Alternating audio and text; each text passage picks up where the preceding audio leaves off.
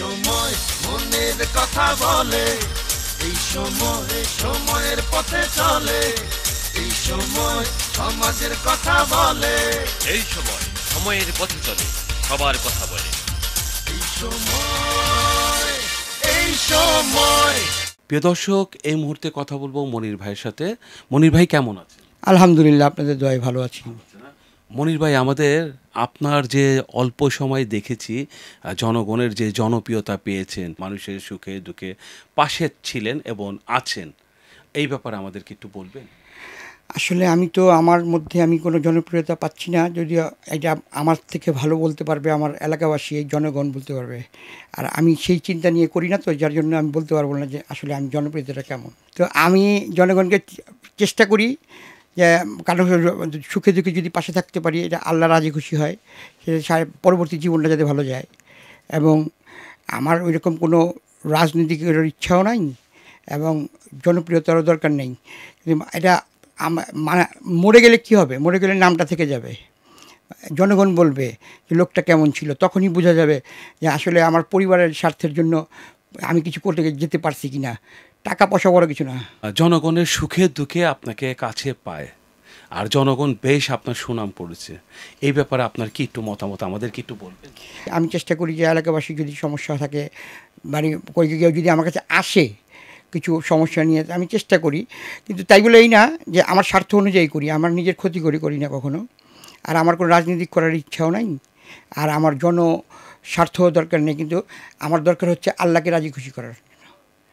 আর দ্বিতীয় কথা হচ্ছে যে আমি কখনো আমার আল্লাহ পাক আমাকে যা দিয়েছে যথেষ্ট দিয়েছে, এর মধ্যেই থাকতে চাই।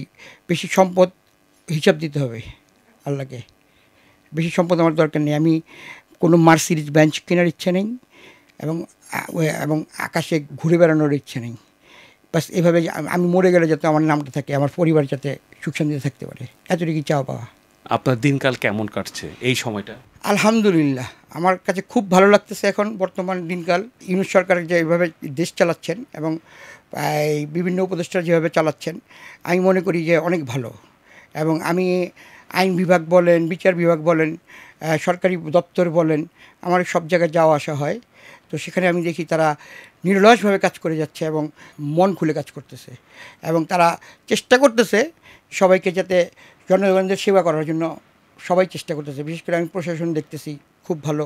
লালবাগ বিভাগের আইন শৃঙ্খলার পরিস্থিতি কেমন মনে হচ্ছে আপনার কাছে? আপনি একজন ব্যবসায়ী।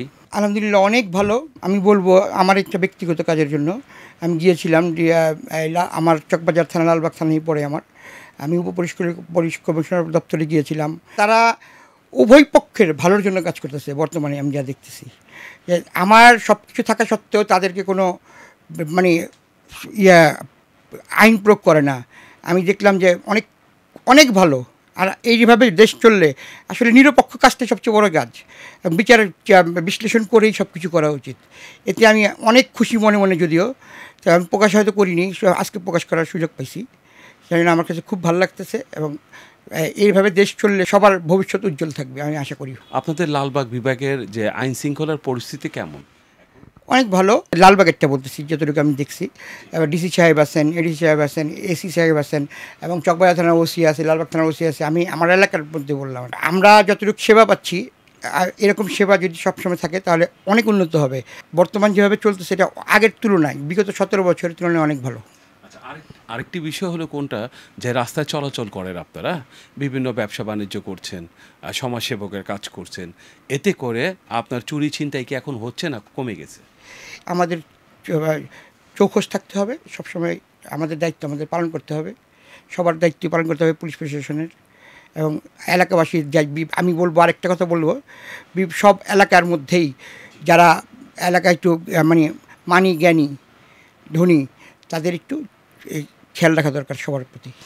এটা আমার পক্ষ থেকে আমি বলবো। তাই একা তো আর পুলিশ সম্ভব না, প্রশাসকও সম্ভব না, সবারই লক্ষ্য রাখতে হবে, সব দিকে সচেতন থাকতে হবে।